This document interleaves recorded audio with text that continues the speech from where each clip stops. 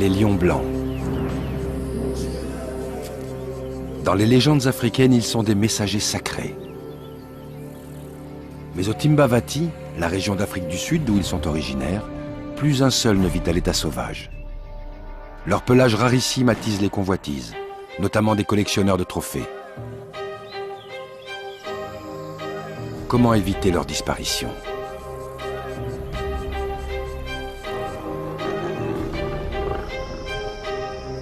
Plusieurs projets sont en cours. Des programmes d'élevage, mais aussi de réintroduction, comme celui que nous allons découvrir aujourd'hui.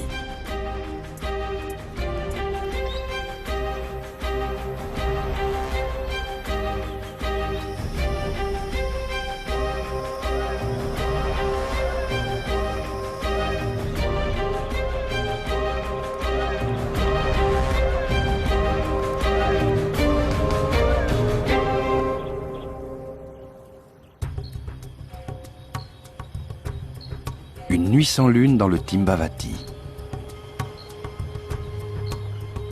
Un groupe de touristes sillonne la savane dans l'espoir d'observer des lions blancs. Mais leur véhicule tombe en panne. Une troupe de 24 lions surgit.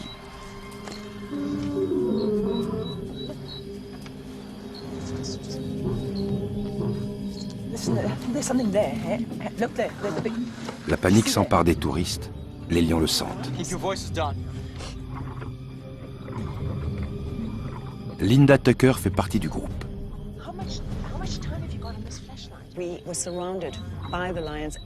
On était cernés par les lions en pleine nuit. On était acculés, comme des proies. C'était terrifiant. On n'avait aucun moyen de s'échapper.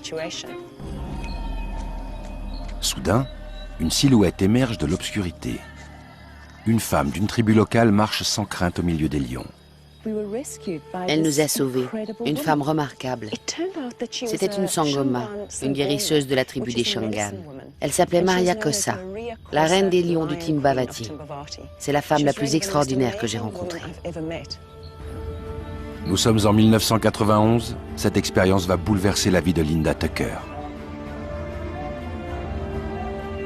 Elle décide d'abandonner sa carrière de publicitaire à Londres. Du jour au lendemain, j'ai tout quitté. Je suis retournée là-bas et Maria m'a fait découvrir les mystères des lions blancs, les mythes et légendes des Shangan qui en font des animaux sacrés. Diplômée de Cambridge en symbolisme antique, Linda entame 10 ans d'études avec les anciens de la tribu Shangan et avec la guérisseuse Maria Kossa.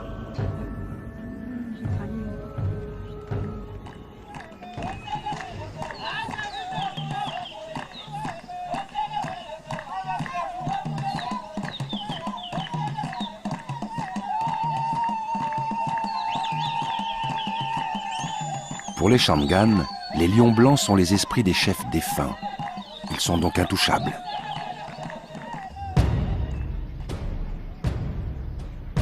En dépit de leur rareté et de leur statut sacré, les lions blancs ne bénéficient d'aucune protection.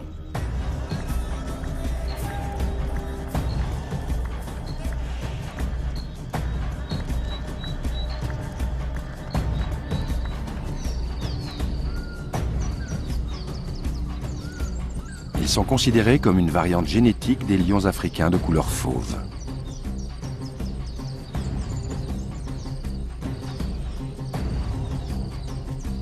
Au Timbavati, certains lions fauves sont porteurs d'un gène récessif qui inhibe la pigmentation de leur pelage.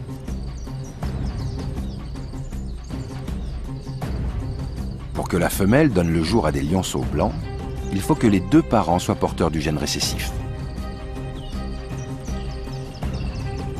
D'après les traditions orales indigènes, les lions blancs peuplent la région du Timbavati depuis des siècles. Au cours des 3 dernières décennies, ils ont tous été capturés et vivent désormais en captivité aux 4 coins du monde.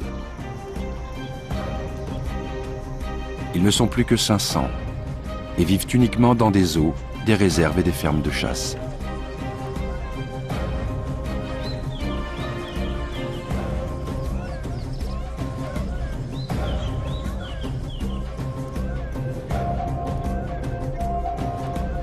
La réserve de Timbavati couvre une surface de 535 km².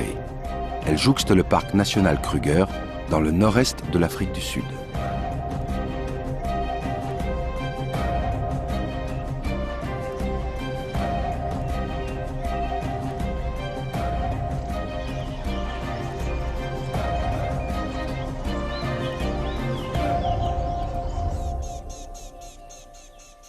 L'événement est rarissime, mais il arrive que des lionceaux blancs naissent dans la réserve de Timbavati.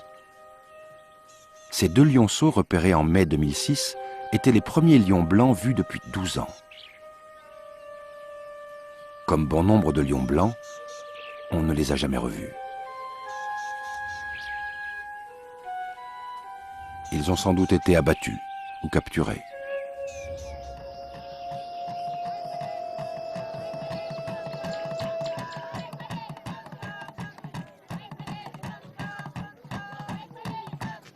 Ozikosa est le chef de la tribu des Shangaan.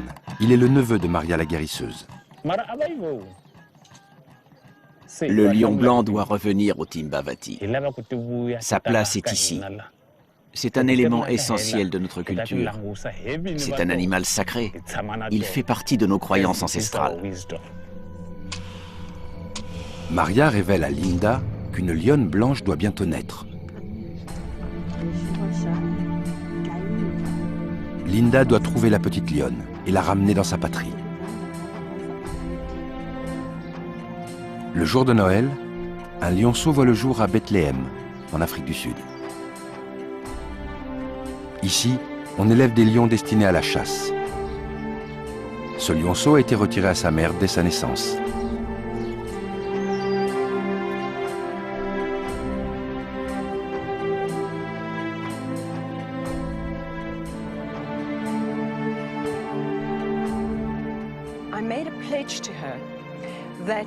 J'ai fait le serment de n'avoir nul repos tant que je ne l'aurais pas ramené au Timbavati. Linda dépose une demande d'adoption pour le lionceau. Elle lui rend régulièrement visite durant sa croissance. Le conseil des sages des Shangaan baptise la jeune lionne Mara, qui signifie « mère du dieu soleil ». Linda patiente 3 ans avant de se voir confier la lionne. À cet âge, Mara donne naissance à ses premiers petits. 2 mâles, Rigius et Letaba, et une femelle prénommée Zaira.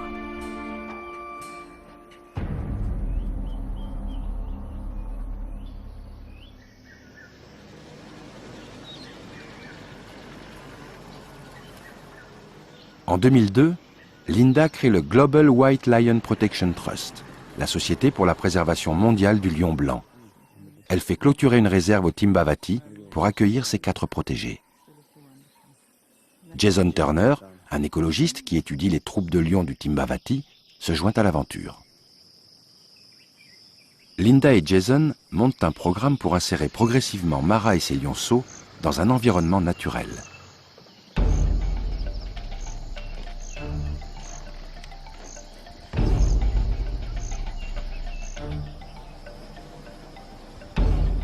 L'objectif principal de Linda est de faire inscrire le lion blanc sur la liste des espèces menacées d'extinction.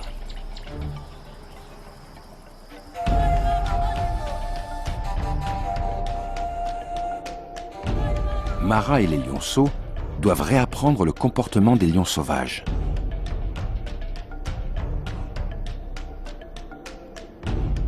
La première phase d'acclimatation aura lieu dans un enclos de 3 hectares. Pour la seconde phase, les lions disposeront d'un parc naturel de 300 hectares où ils devront chasser pour se nourrir.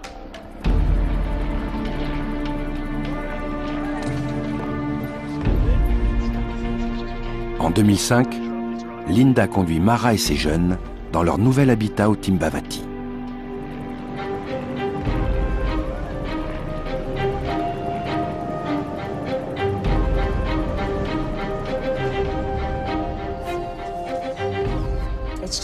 Je suis très émue.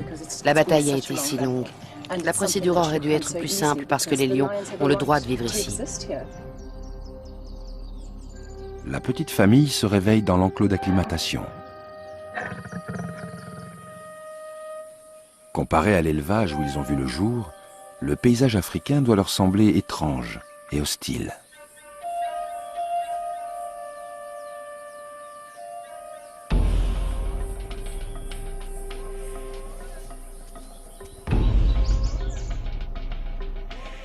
Le combat de Linda en faveur des lions blancs lui assure une grande couverture médiatique.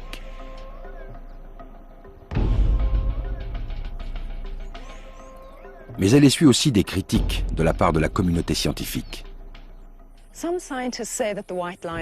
Certains spécialistes disent que les lions blancs ne méritent pas d'être protégés. C'est incroyable. Quel animal ne mérite pas d'être protégé? Les lions blancs le méritent en tant qu'animaux et aussi parce que ce sont des créatures sacrées pour les Shangaan. Et je soutiens de tout mon cœur la cause des Shangaan.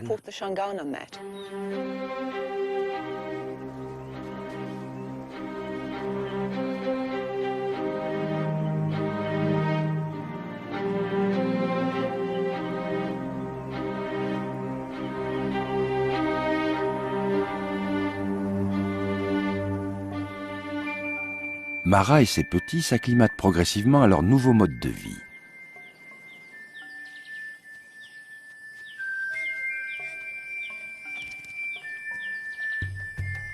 Les arbres sont une source inépuisable d'étonnement.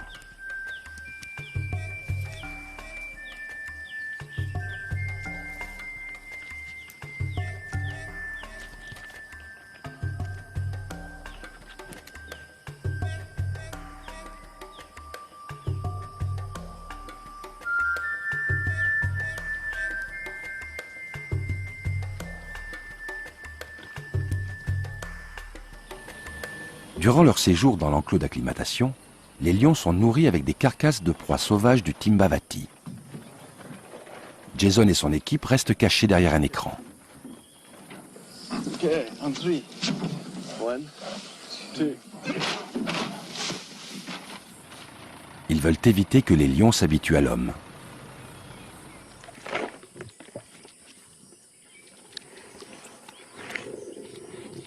La distribution des carcasses a lieu à des heures irrégulières, conformément aux habitudes alimentaires des lions sauvages.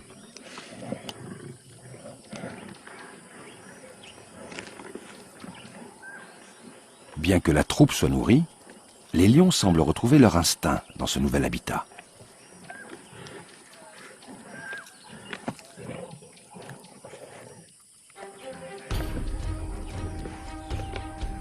Les lions sont des carnivores très sociables. Mais durant les repas, les querelles sont fréquentes. Mara apprend à ses jeunes à défendre leur carcasse.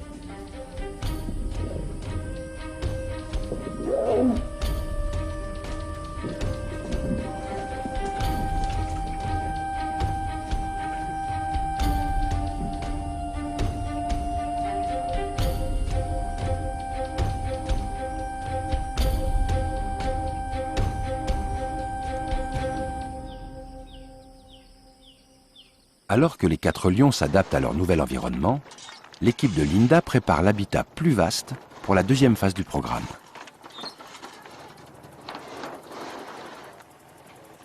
Une zone de 300 hectares est entourée d'une clôture. Ici, les lions devront apprendre à tuer des proies.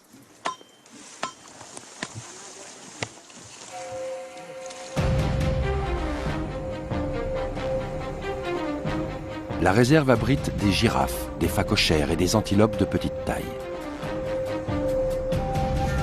Pour des chasseurs inexpérimentés, les girafes sont trop dangereuses. Un seul coup de sabot peut tuer un félin. Linda et Jason font déplacer les girafes dans une réserve adjacente.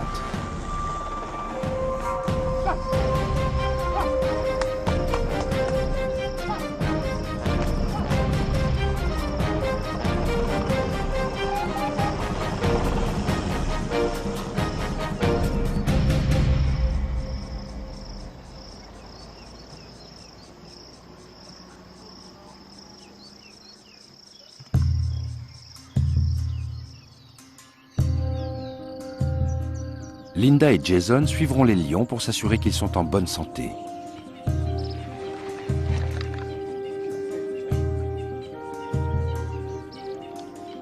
Mara et un de ses fils vont être équipés d'un collier émetteur.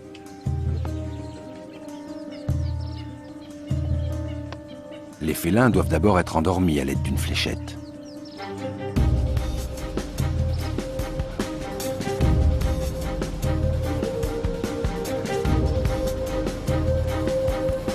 Jason fait jeter une carcasse pour distraire les lions.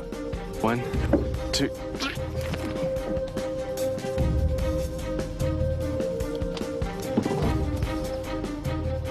This guy, yeah, this guy we're gonna collect.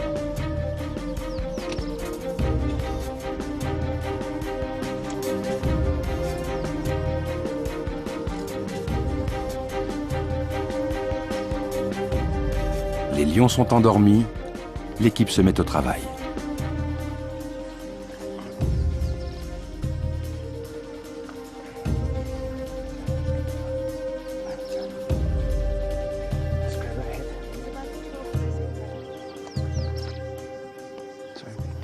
I just want to show you his paw. Look, that's the size of the paw. It gives you an idea of how big it's going to be. Jason prélève des échantillons de sang et prend les mesures des félins.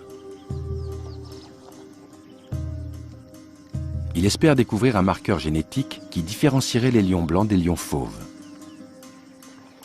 Il pourrait alors plaider la cause des lions blancs et les faire protéger comme une sous-espèce en danger.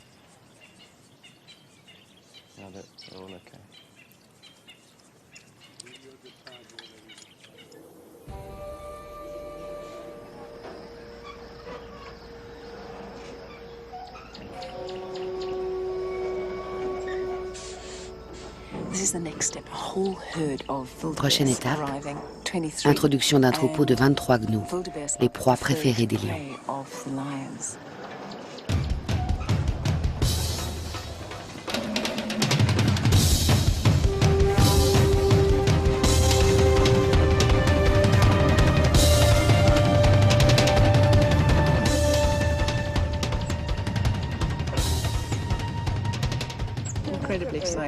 Je suis super excitée.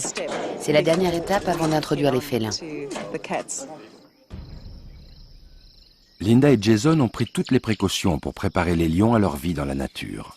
Mais ils ne pourront pas protéger les lions en dehors de la réserve.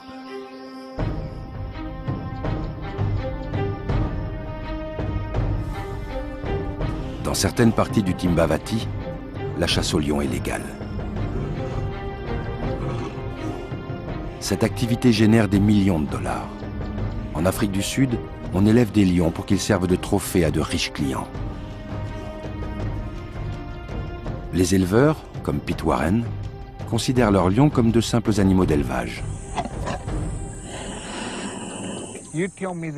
Quelle différence y a-t-il entre un lion et une poule? Le lion est un animal d'élevage idéal. Pourquoi? Parce qu'il aime dormir et manger. Ce lion, je vais l'élever durant 5 ans avant qu'il soit abattu comme un trophée. Ensuite, sa tête restera très longtemps accrochée à un mur. Ces lions d'élevage sont souvent enfermés dans un petit enclos avant d'être abattus à bout portant. Cette pratique s'appelle la chasse en boîte. Pour abattre un lion blanc, certains clients déboursent jusqu'à 130 000 $.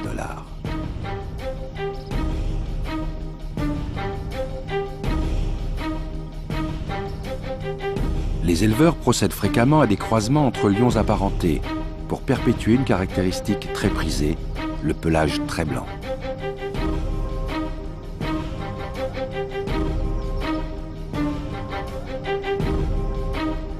De ce fait, la consanguinité parmi les lions blancs nés en captivité est très élevée. Le problème des lions blancs est double. Premièrement, ils ont été retirés de leur milieu naturel durant 4 décennies avant d'être croisés entre eux dans les fermes d'élevage. Deuxièmement, les scientifiques doutent de l'utilité de les réintroduire dans la nature à cause de cette consanguinité. Jason et Linda ont fait analyser l'ADN de Mara avant le début du projet pour s'assurer de ne pas introduire des gènes suspects dans le système écologique du Timbavati. Mara est issue d'une puissante lignée génétique, ses parents ayant vécu à l'état sauvage. Le père de ces lionceaux est un lointain parent de Mara, ce qui est conforme aux liens de parenté au sein des troupes de lions vivant à l'état sauvage.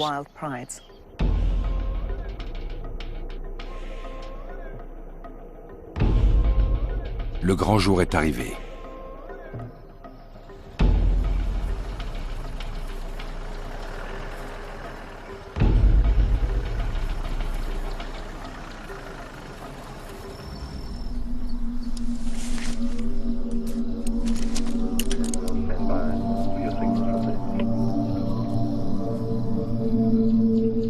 C'est un très grand moment pour moi. Je l'attends depuis si longtemps. Zaira, la jeune lionne intrépide, est la première à montrer le bout du museau. Elle est suivie de ses deux frères inquisiteurs.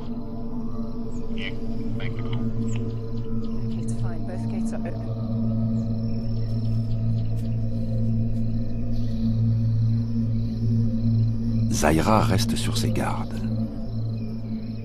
Après un regard vers son frère Letaba, elle s'aventure enfin dans la réserve.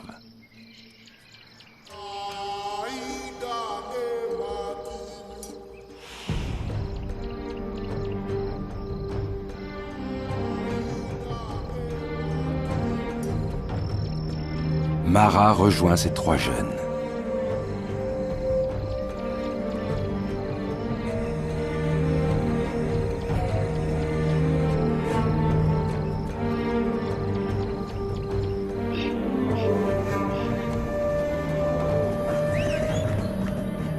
Linda et la tribu des Shangan célèbrent le retour du lion blanc.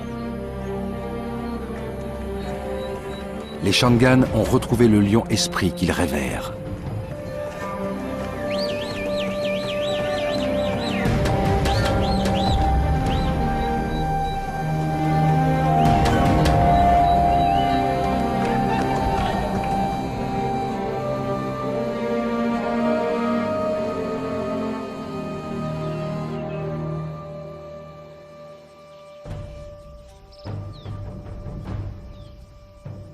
Les lions seront-ils capables de tuer une proie? Mara s'intéresse au troupeau de gnous.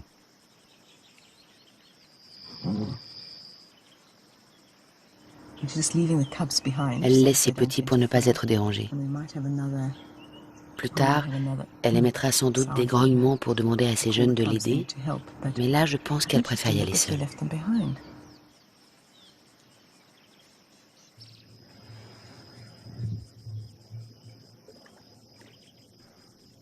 Pendant ce temps, Zaira et Ridges en profitent pour explorer leur nouvel habitat.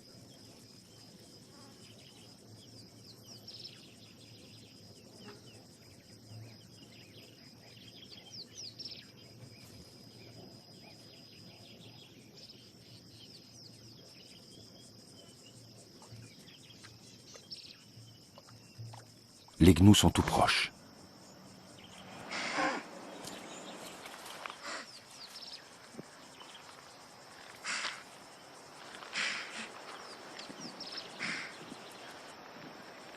L'instinct se réveille très vite.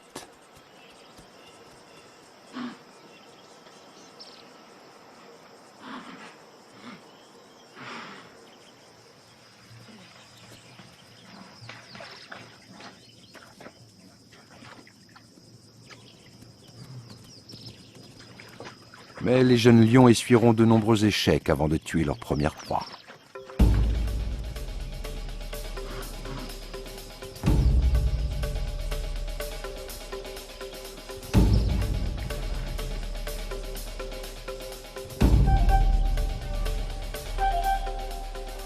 Trois fois par jour, Jason suit et enregistre les déplacements des lions blancs.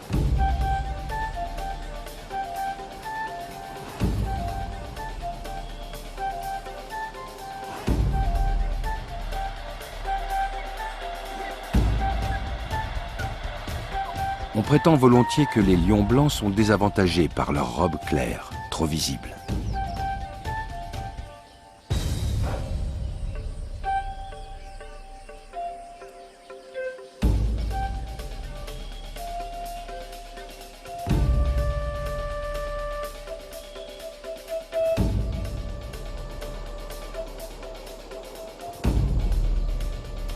Une semaine a déjà passé. Les petits de Mara n'ont rien eu à se mettre sous la dent. S'il tarde encore, Jason sera obligé de faire une entorse au programme et de leur fournir une carcasse.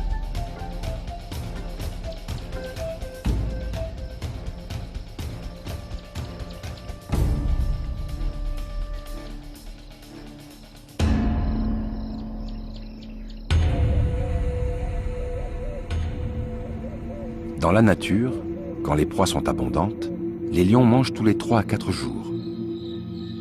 Ils profitent souvent de l'obscurité pour attaquer.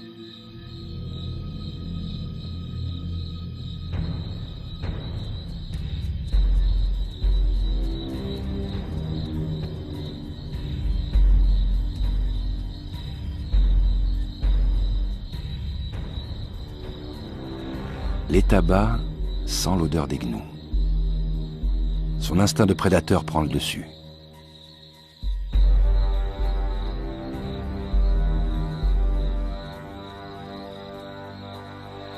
Mara, elle, choisit une proie plus facile. Elle a repéré le terrier d'un phacochère.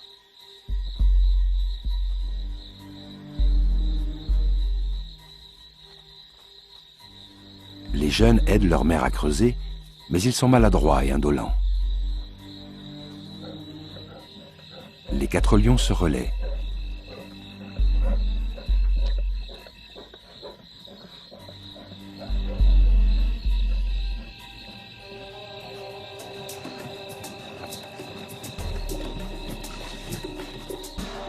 L'étaba adopte une méthode complexe.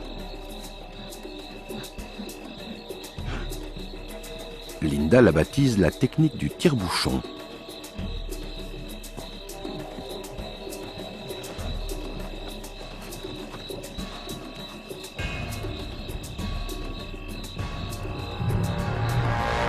Après avoir creusé durant 3 heures, les lions extraient leur proie.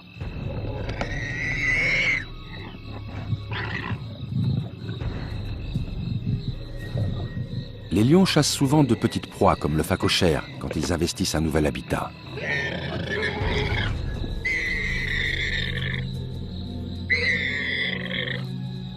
Mais la tâche n'est pas sans risque. Ces animaux peuvent infliger des blessures mortelles avec leur défense.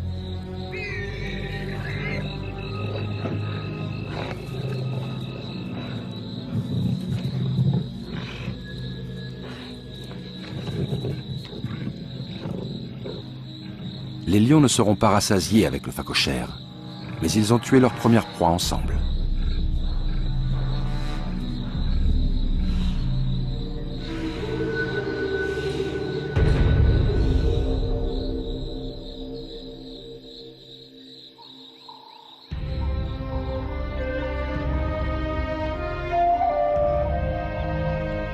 L'avenir de Mara et de ses jeunes au Timbavati est très prometteur.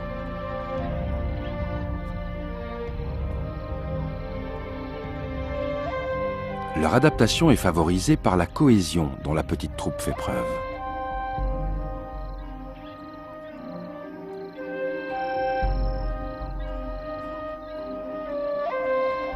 Les jeunes grandissent vite. Leur appétit est insatiable. Mara les quitte régulièrement pour trouver une proie.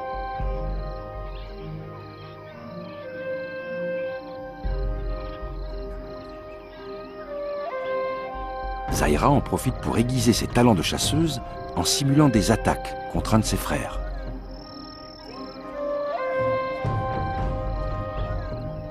Les jeux de combat permettent aux jeunes d'améliorer leur technique d'approche et de plaquage. Ridgius joue volontiers la victime pour sa sœur, mais il se rebiffe aussi.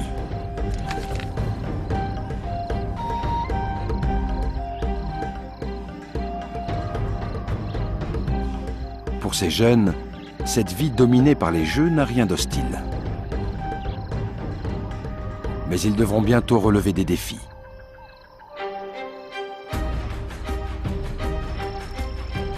Un an plus tard, les jeunes ont bien grandi et sont devenus plus téméraires. En un an, ils ont abattu 95 proies, petites et grandes. La plupart ont été capturées par Mara. Les lions blancs ont prouvé qu'en dépit de leur robe claire, ils n'avaient aucun mal à se nourrir dans la nature.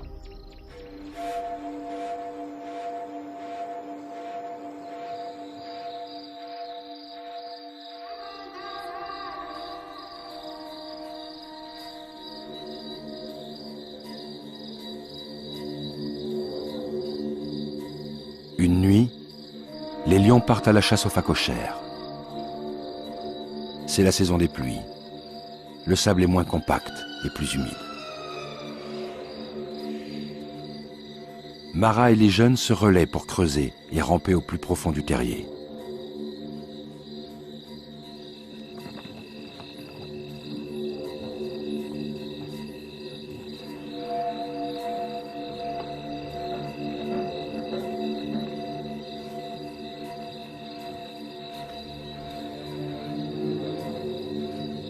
Mara s'aventure loin.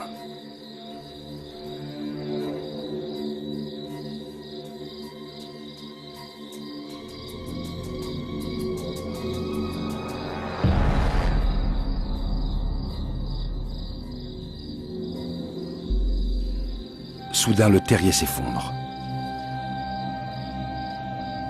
Mara est enterrée vivante.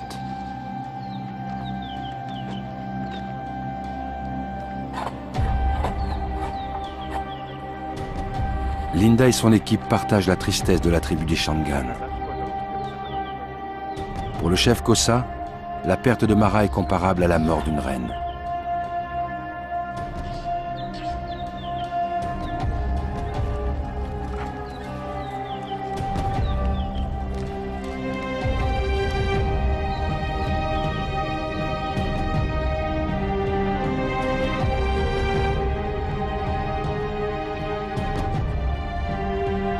Zaira, Letaba et Ridges doivent désormais se débrouiller sans leur mère.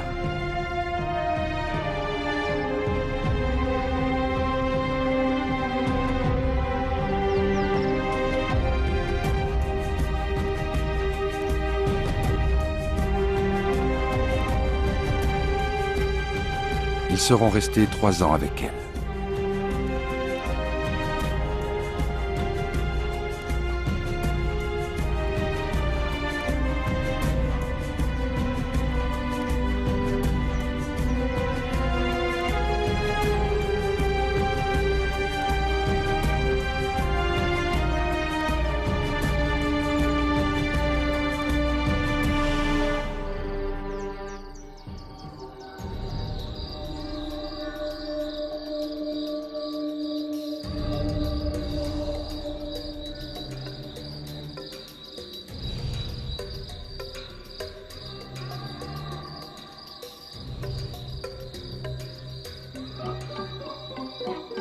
Les petites proies, comme ce porc-épic, peuvent infliger de graves blessures.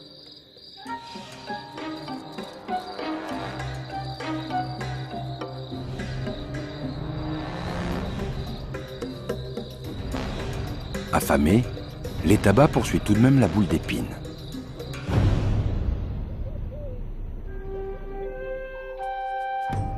Le lendemain, Letaba porte les preuves d'une lutte acharnée avec le porc-épic.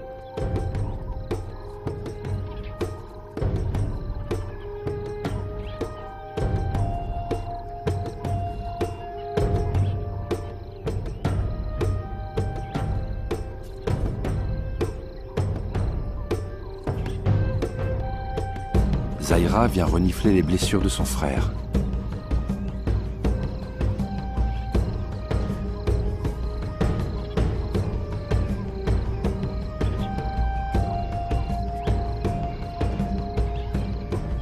À l'âge de 3 ans, les lions atteignent la maturité sexuelle.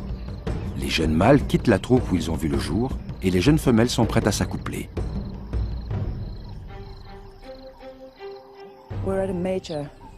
Le projet a pris une mauvaise tournure avec la mort de Mara.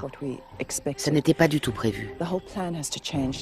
Normalement, Zaira serait restée avec sa mère. Là, elle se retrouve toute seule. Il faut revoir complètement le projet. Linda et Jason décident de séparer Zaira de ses frères pour les empêcher de s'accoupler.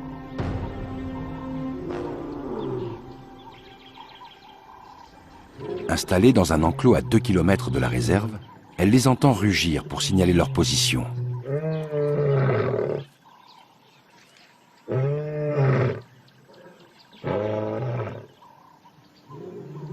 Il est temps de trouver des compagnes pour l'Etaba et Ritius.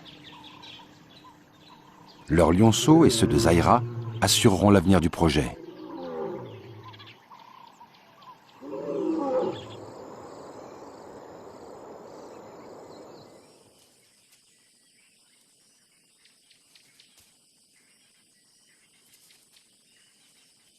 L'Etaba et Ritius passent beaucoup de temps ensemble. Ils forment une alliance typique pour des mâles de leur âge.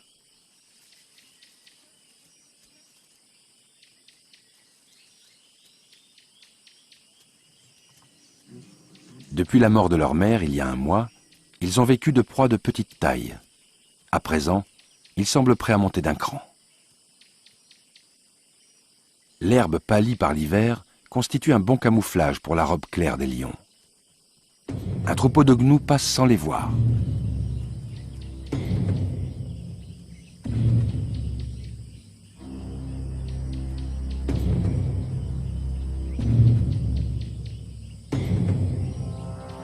La chasse est lancée.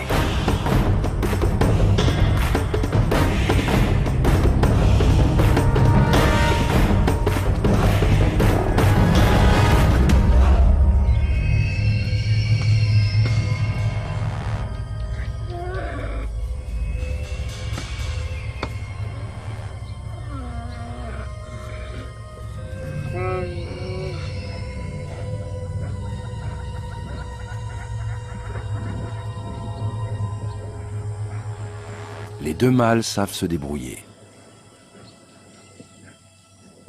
C'est un grand pas en avant. On dit souvent que les lions blancs sont incapables de chasser faute de pouvoir se camoufler. Or, ils viennent de tuer un gnou en plein jour. L'objectif de la seconde phase était que les lions puissent se nourrir par eux-mêmes. L'Etaba et Ritius ont prouvé qu'ils en étaient capables.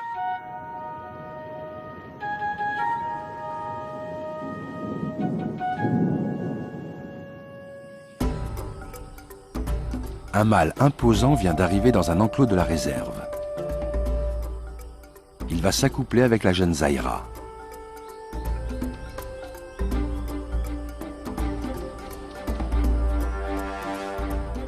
Les lionceaux issus de cette union seront les premiers lions blancs élevés sans intervention humaine.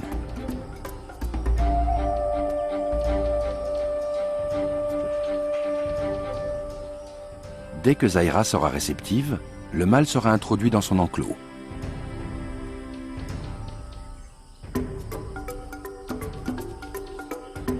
Le couple doit d'abord faire plus ample connaissance à travers le grillage.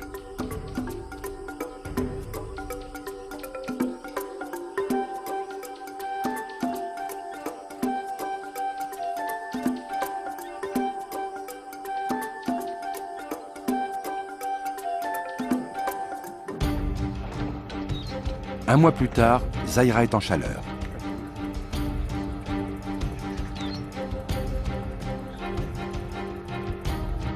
Les mâles pouvant être agressifs envers des lionnes qu'ils ne connaissent pas, le vétérinaire se tient prêt à intervenir en cas d'urgence.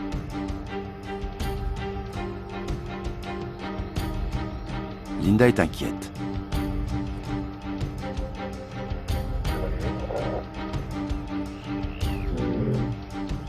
Impatient de rejoindre Zaira, le mâle fait les 100 pas le long de la clôture. Jason ouvre la grille.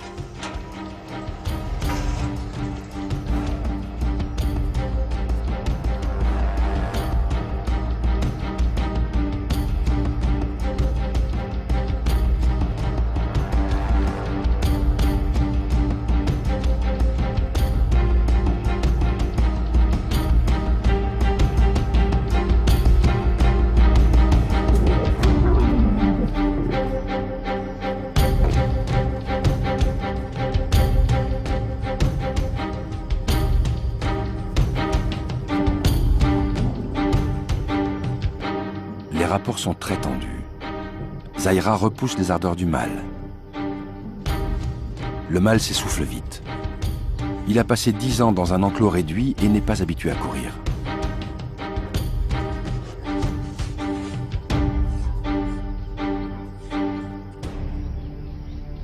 En pleine forme, Zaira n'a aucun mal à tenir le mâle à distance. Le lion prend son mâle en patience en rugissant pour signaler qu'il est désormais le seul maître de ce territoire.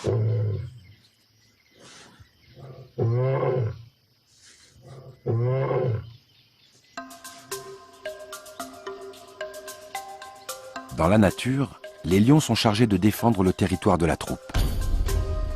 Letaba et Rydgius prennent cette tâche très au sérieux.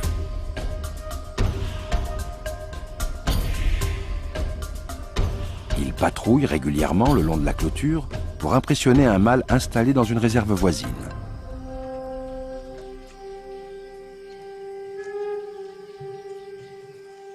En l'absence de clôture, ils attaqueraient le mâle fauve pour lui ravir son territoire et ses femelles. Pour l'instant, c'est le statu quo.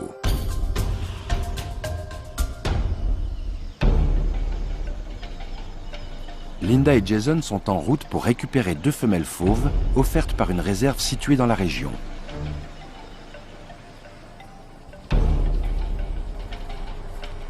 Ces lionnes sont destinées à s'accoupler avec Letaba et Rydgius.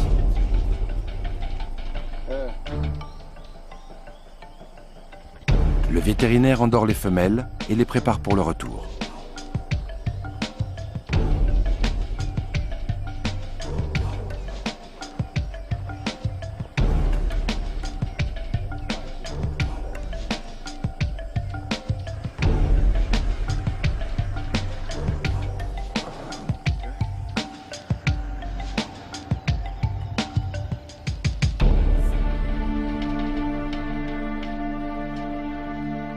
Zaira et le mâle ont fini par faire la paix. Pour savoir si la lionne est réceptive, le mâle retrousse la lèvre supérieure pour découvrir un organe situé sur son palais et qui capte les phéromones sexuels.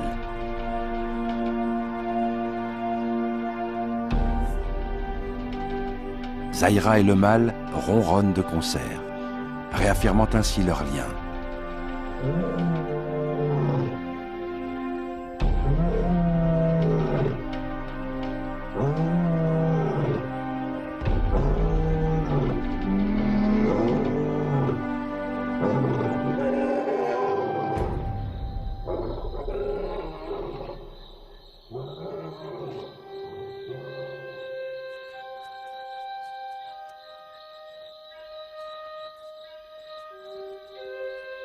Ils s'accouplent plusieurs fois durant la nuit.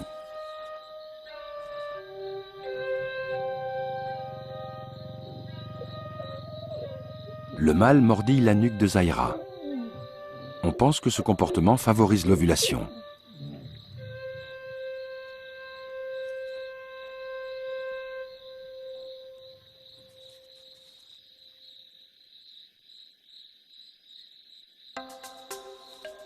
Non loin de là, Letaba et Rydgius s'occupent de leur repas. Ils ont toujours un faible pour les phacochères.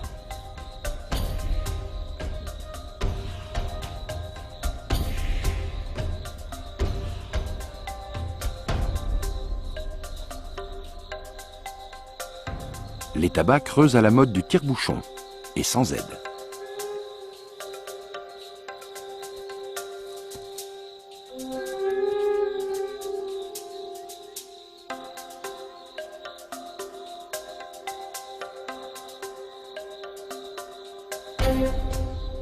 Deux frères lions vivaient en paix. Survinrent 2 jeunes lionnes. Les 2 femelles sont installées dans un enclos qui jouxte la réserve des frères. On introduit les cages à l'intérieur de l'enclos pour éviter que les lionnes puissent faire demi-tour. L'heure est venue de lâcher les femelles fauves.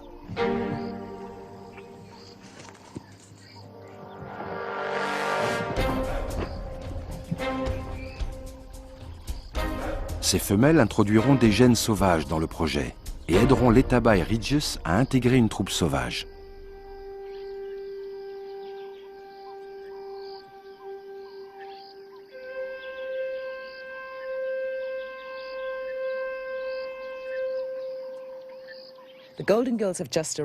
Les super nanas viennent d'arriver. Elles sont remarquables. Il nous a fallu un mois pour les capturer. En les voyant, les garçons ont ouvert de grands yeux. Le projet progresse de façon stupéfiante.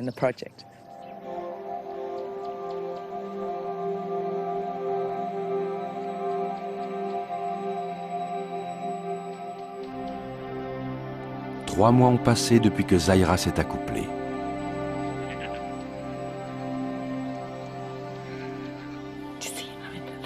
Tu les as vus? Ils sont cachés dans les hautes herbes là-bas. Ils sont bien dissimulés dans ces hautes herbes. C'est une excellente cache.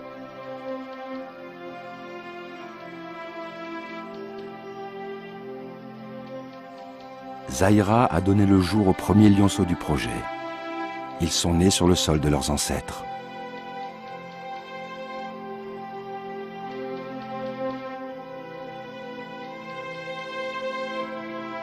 Une petite lionne et 2 lionceaux.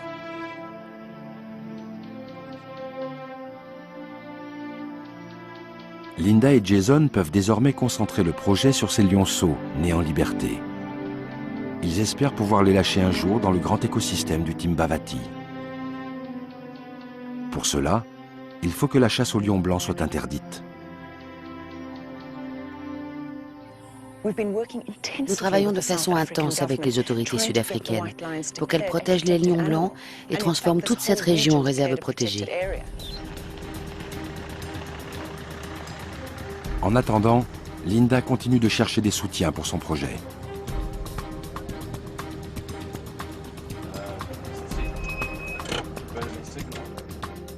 Ian Player est un écologiste très renommé qui se bat pour la protection de la faune africaine et les droits des tribus indigènes. Les lions blancs vivaient ici. Ils ont été déplacés pour diverses raisons. À présent, grâce au Global White Lions Trust, ils sont réintroduits dans la région. Toutes les polémiques autour du lion blanc ne sont qu'élucubrations humaines. La seule chose qui compte, c'est que les lions blancs sont de retour et qu'ils seront essentiels pour rétablir l'équilibre naturel de la faune dans cette région. En dépit des controverses que suscite son projet, Linda est sûre qu'à terme, il sera couronné de succès. Ce sont les premiers lionceaux nés sans l'intervention de l'homme dans la région du Timbavati. C'est l'héritage de Mara. Le projet dépend de la survie de ces lionceaux. Ils vont réintroduire le gène du lion blanc dans cette région, d'où on les a délogés de force il y a de nombreuses années. Leur retour suscite la fierté, l'amour et la joie des Shangaan. Et je célèbre tout ça avec eux.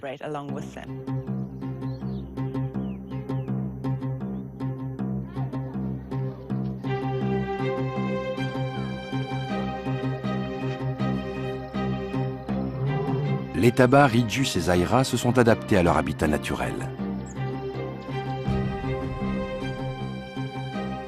Zahira a donné le jour à 3 lionceaux d'une nouvelle lignée génétique et qui n'ont pas été habitués à l'homme.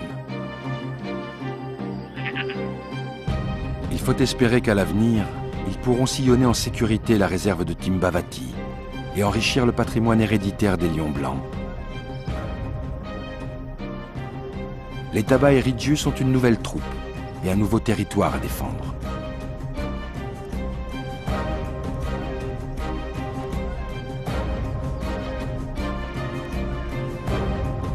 Pour l'instant, ces lions blancs vivent et se reproduisent dans un environnement naturel sécurisé.